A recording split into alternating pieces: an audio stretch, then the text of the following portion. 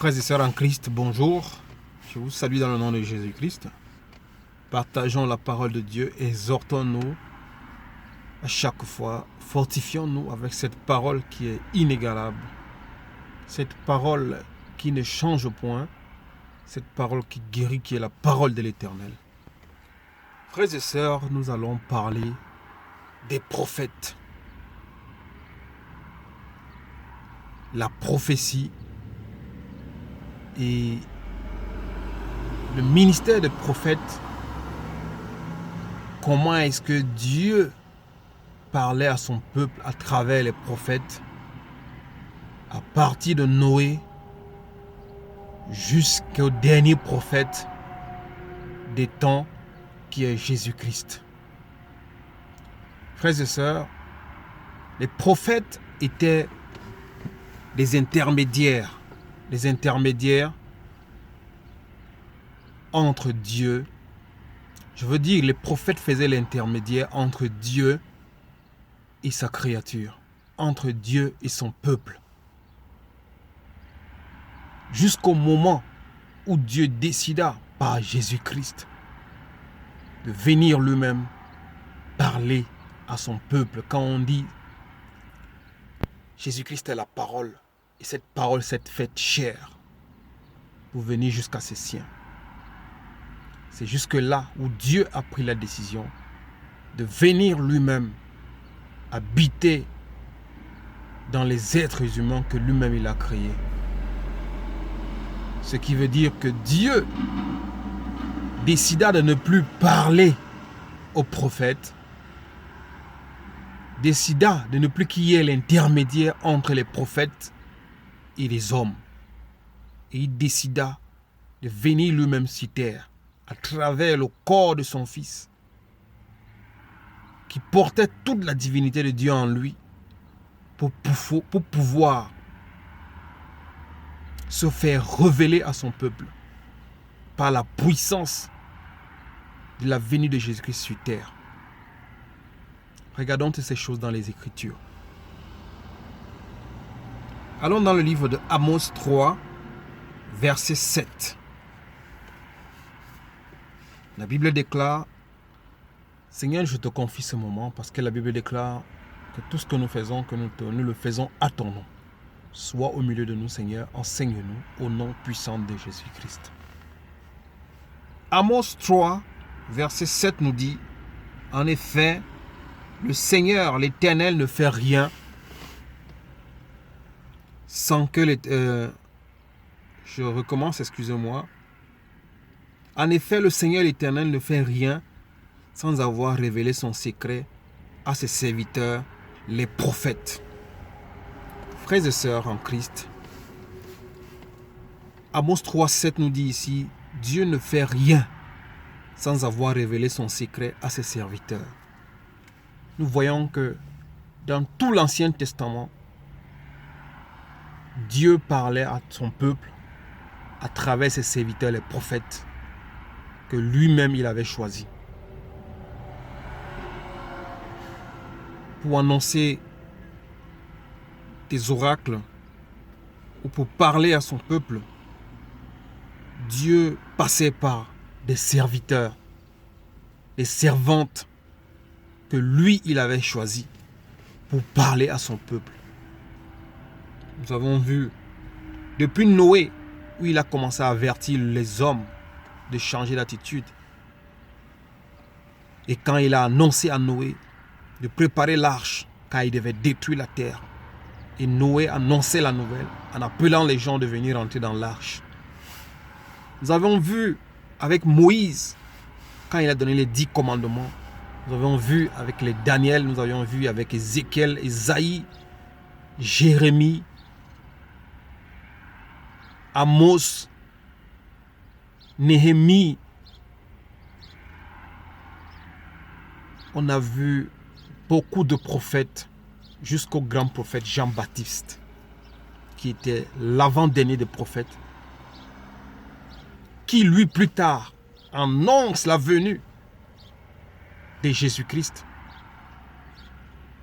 Comme Ésaïe aussi a annoncé la venue de Jésus-Christ, qui est le dernier des prophètes. Alors quand nous voyons aujourd'hui dans le monde, le ministère de la prophétie qui devait aider à édifier le corps du Christ est devenu pour certaines personnes comme extraordinaire, est devenu aujourd'hui comme un ministère du charlatanisme, un ministère du fétichisme, un ministère de la magie. Alors que la prophétie était une façon pour Dieu d'édifier, de parler, de communiquer avec son peuple. Car pour Dieu, ce peuple était encore trop impur. Le peuple était encore trop mauvais, trop têtu pour que lui, il puisse s'approcher du peuple. Alors il cherchait des hommes et des femmes qui étaient proches de la pureté, de la sainteté, et il décidait de parler à ces gens et à ces hommes, afin que ces hommes et ces femmes aillent vers son peuple pour annoncer les oracles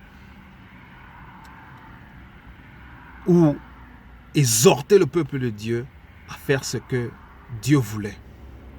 Mais aujourd'hui, nous voyons que le ministère de la prophétie a été transformé par beaucoup de gens qui font de ce ministère comme si ce ministère devenait un ministère de la magie, du charlatanisme. Pour moi, je dis bien pour moi, par la sagesse que Dieu m'a donnée, qu'aujourd'hui, le ministère de la prophétie est un simple ministère comme tous les autres ministères. Pourquoi? Parce que le véritable et le plus grand prophète, qui est notre Seigneur et Sauveur Jésus-Christ, est venu nous apporter tout ce que Dieu avait encore à nous dire et tout ce que Dieu devait encore révéler à son peuple. C'est pour cela, celui qui refuse d'écouter le grand prophète, qui est le dernier des prophètes, qui n'y aura plus de prophète, Jésus-Christ, ira en perdition. Alors je dirais aussi également que tous ces prophètes aujourd'hui dans ces nations, dans le monde, qui s'autoproclament des grands prophètes, des grands révélateurs de songes, c'est des divinateurs, c'est des gens qui font de la divination, c'est des gens qui font de la voyance, c'est des gens, c'est des magiciens et des féticheurs, comme cette femme que l'apôtre Paul avait délivrée, qui avait un esprit de python. Car avec cet esprit de python, cette femme arrivait à faire des divinations, cette femme arrivait à faire de la voyance, cette femme arrivait à dire des choses, des mystères. Le ministère de la prophétie est un ministère trop simple. Nous allons lire la parole de Dieu où Dieu nous certifie qu'à la fin des temps, vos fils prophétiseront, vos vieillards auront des visions et des songes. C'est justement pour exhorter le peuple de Dieu et non pas pour épater le peuple de Dieu. Frères et sœurs, faites attention à ces prophètes qui s'autoproclament des visionnaires, qui font des visions et du charlatanisme. C'est de la pure magie. C'est de la pure sorcellerie. Beaucoup sont possédés par des esprits de python, de serpents. Beaucoup sont possédés par le serpent ancien, qui a un autre nom de Satan. Beaucoup se sont fait ouvrir le troisième œil pour pouvoir voir des choses invisibles. C'est pour cela qu'ils vous donnent des prophéties. C'est pour cela qu'ils disent des choses dans vos vies. C'est pour cela qu'ils vous annoncent des choses qui sont des mensonges, tout simplement parce qu'ils ont ouvert le troisième œil par le mysticisme. Faites attention, la prophétie, normalement, c'est l'ainsi dit l'Éternel. Une vraie prophétie, c'est la parole de Dieu. La prophétie ne parle pas de ta vie. La prophétie ne parle pas de ton futur. La prophétie ne parle pas des choses de ta richesse. La prophétie t'annonce l'ainsi dit l'Éternel. Alors si vous êtes des vrais chrétiennes, une prophétie, c'est pour exhorter le peuple de Dieu. Une prophétie, c'est pour fortifier, c'est pour exhorter. Une prophétie, c'est une façon pour Dieu d'alarmer son peuple. C'est pour cela, vous voyez, avec l'épidémie du coronavirus aujourd'hui, il n'y a aucun prophète qui a pu prédire l'épidémie du coronavirus. Parce que tous, c'est des faux prophètes. Mais par contre, si nous regardons la Bible du premier verset jusqu'au dernier, nous allons voir que ces choses ont déjà été dites. Alors c'est tout simplement maintenant, toi qui as la lumière, tu pourras comprendre des choses à venir. Et tu pourras comprendre comment le monde va aller, comment le monde va se transformer. Par la Bible qui est la parole de Dieu. Avant, les gens d'avant n'avaient pas cette Bible pour pouvoir comprendre les mystères, pour pouvoir comprendre la parole de Dieu. Mais nous, nous avions la parole de Dieu qui est véritable et cette parole est avec nous. Et nous avions Jésus-Christ qui s'est fait chair, qui est la parole qui s'est faite chair, afin de nous révéler le Père. Frères et sœurs, si vous cherchez encore des prophètes, ça veut dire que vous êtes dans les ténèbres. C'est pour cela que ces gens vous torturent. C'est pour cela qu'ils abusent de vous. Que Dieu vous bénisse, qui vous donne de la force. Frères et sœurs, allons dans le livre de Luc 7 pour lire la parole de Dieu. Ne faisons rien sans la parole de Dieu, car c'est cette parole qui nous édifie. C'est ça qui est la prophétie, la parole de Dieu. Une vraie prophétie, c'est la parole de Dieu pour exhorter le peuple de Dieu. Une prophétie, ce n'est pas pour parler de la richesse. Une prophétie n'est pas de parler de ta vie future, de tes parents. Une prophétie, ce n'est pas de parler des sorciers. Une prophétie, c'est l'ainsi dit l'Éternel. Une prophétie, c'est pour venir changer les mentalités. Une prophétie, c'est pour venir vous dire, faites attention à la façon dont vous marchez. C'est pour exhorter le peuple de Dieu, qui est le corps du Christ.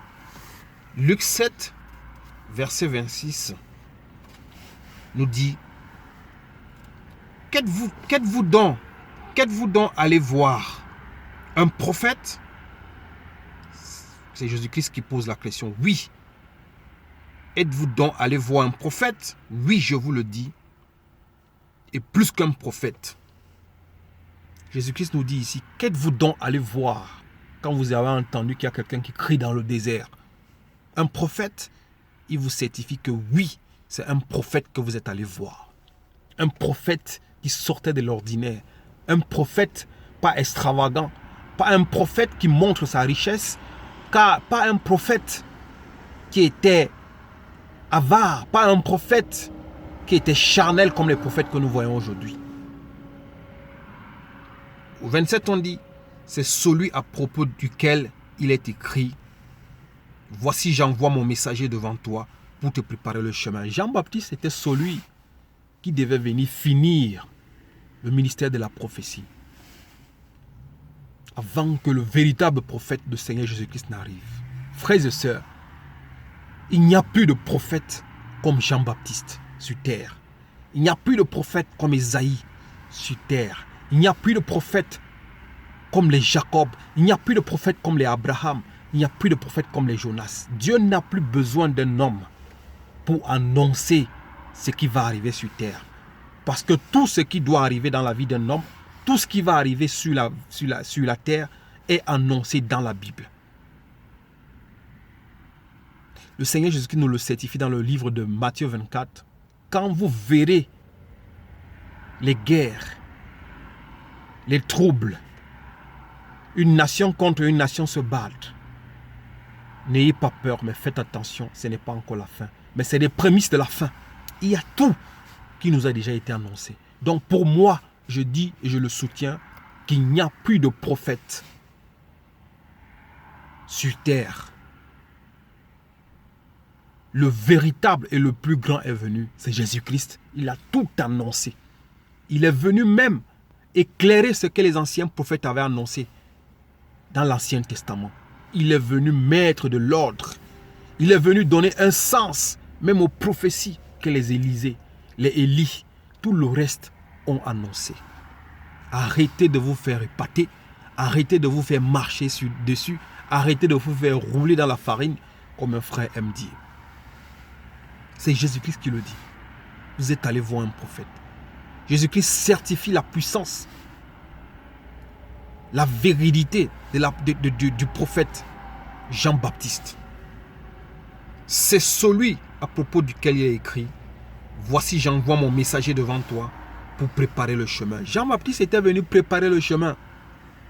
C'était le dernier des prophètes. La Bible certifie que Jean-Baptiste était le plus grand des prophètes. Et lui, il était venu préparer le chemin afin que le dernier des prophètes qui est Jésus-Christ les descende sur terre. Et ce prophète qui est descendu sur terre était Dieu. Car il était fils de Dieu et il avait toute la divinité de Dieu en lui. Alors c'est pour ça, on va voir tout à l'heure, il dit, quelqu'un va demander, nous aimerons, fais-nous voir Dieu. Il va dire, mais j'ai été avec vous depuis et tu ne l'as jamais su. Dieu est descendu sur terre par Jésus-Christ pour parler à son peuple sans passer par des prophètes. Par Jésus-Christ pour annoncer sa parole sans passer par des prophètes. Et vous voulez encore que Dieu envoie qui pour vous parler, frères et sœurs? Sortons dans l'ignorance. Osée 4, 6 dit, mon peuple périt faute de connaissance. Au 28, il dit, je vous le dis, parmi ceux qui sont nés de femmes, aucun prophète n'est plus grand que Jean-Baptiste. Jésus-Christ dit, parmi tous ceux qui sont nés de femmes, tous les prophètes sont nés de femmes. Et même vos prophètes d'aujourd'hui sont nés de femmes. Mais on dit, il n'y a pas plus grand que Jean-Baptiste. Faites-vous la volonté de Jean-Baptiste, le plus grand des prophètes. Faites-vous la volonté de Jésus-Christ, le plus grand prophète qui est venu mourir sur une croix, qui portait toute la divinité de Dieu en lui. Mais pourquoi, frères et sœurs, aujourd'hui, vous suivez ces prophètes qui sont nés des femmes et qui n'ont même pas l'approbation ni l'aval de Dieu? Sortez dans l'erreur, frères et sœurs. Arrêtez de vous faire rouler dans la farine par ces divinations, par ces voyants, par ces marabouts, par ces féticheurs qui ont porté le vêtement du prophète et pourtant ils ne sont pas des vrais prophètes. Aucun d'eux n'a vu le coronavirus venir et aucun d'eux ne verra les calamités. Aucun d'eux ne verra ce qui viendra parce qu'ils n'ont pas la lumière, ils n'ont pas la parole de la révélation en eux. C'est pour cela que le Seigneur Jésus-Christ dit, quand vous voyez le temps changer, vous dites qu'il va pleuvoir, ou qu'il va faire soleil, ou qu'il va neiger. Mais pourquoi vous ne comprenez pas ce temps? Où sont vos prophètes pour comprendre les temps de la fin, pour déchiffrer les mystères de ce temps? Ils n'ont pas la révélation de Dieu. Dieu ne parle plus par des hommes. Dieu ne parle plus par des hommes. Et si Dieu veut parler par des hommes, il peut passer même par un enfant pour te parler. Il n'est pas obligé de passer par un soi-disant prophète. Si Dieu veut parler par un homme, il peut passer par ta femme ou par ton mari pour te parler. Si Dieu veut passer par un homme, il peut passer par ton frère pour te parler. Mais aujourd'hui, il n'y a plus besoin de prophétie de ces hommes nés des femmes. Car le plus grand, c'était Jean-Baptiste. Alors si vous voulez vraiment écouter un prophète, écoutez Jean-Baptiste. Et si vous voulez vraiment écouter le prophète, écoutez la parole de Jésus-Christ. Frères et sœurs, au 28, il dit, je vous le dis, parmi ceux qui sont nés des femmes, aucun prophète n'est plus grand que Jean-Baptiste. Cependant, le plus petit dans le royaume de Dieu est plus grand que lui. Il n'y a aucun prophète plus grand que Jean-Baptiste qui est né des femmes. Mais le plus petit dans le royaume de Dieu est plus grand que lui. Et le plus petit dans le royaume de Dieu, c'est qui? Jésus-Christ. Il s'est fait plus petit. Il est venu porter nos malédictions sur la croix. Il est venu racheter nos péchés qui étaient innombrables. Il est venu payer le prix de nos vies. Jésus-Christ, le Seigneur des Seigneurs, le Sauveur des Sauveurs, il s'est fait plus petit. Il a porté nos souffrances. C'est lui le plus puissant dans le royaume de Dieu, mais il s'est fait plus petit. Le plus grand prophète Jean-Baptiste, le plus petit, celui qui s'est fait plus petit, Jésus-Christ, qui est le véritable prophète, la parole de Dieu révélée sur terre, qui est Dieu. Alors pour moi, frères et sœurs, il n'y a plus de prophètes. Tous ces charlatans que vous suivez vont vous conduire face contre le mur. Matthieu 11, 14. Frères et sœurs, lisons la parole de Dieu, qui est la lampe de Dieu à nos pieds. C'est la Bible qui le dit. La parole de Dieu est la lampe. Et sa lampe est une lampe à nos pieds. C'est avec cette parole que nous pouvons marcher. C'est avec cette parole que nous pourrions marcher dans la lumière de Dieu. Sans la parole de Dieu, nous sommes perdus. Si tu n'écoutes pas la parole de Dieu, si tu ne la mets pas en pratique, tu es un homme fini. Tu perds ton temps à écouter des prophéties de gauche à droite. C'est des prophéties mensongères. C'est de la divination, c'est de la magie. C'est du charlatanisme. Frères et sœurs. Matthieu 11, verset 14. Matthieu 11, verset 14 nous dit que Dieu vous bénisse et qu'il nous donne la sagesse de comprendre ces choses. Matthieu 11, 14 nous dit: si vous voulez bien l'accepter, c'est lui l'Élie qui devait venir. Le prophète Élie qui était venu est parti. Dieu devrait encore le faire revenir sur terre, afin que son peuple comprenne le message total qu'il n'avait pas encore compris. Donc Jean-Baptiste est venu, il était Élie. Élie est revenu sur terre pour annoncer encore la parole de Dieu. Et c'était le dernier des prophètes que Dieu a utilisé. Jean-Baptiste qui est venu une deuxième fois comme Élie pour parler au peuple de Dieu.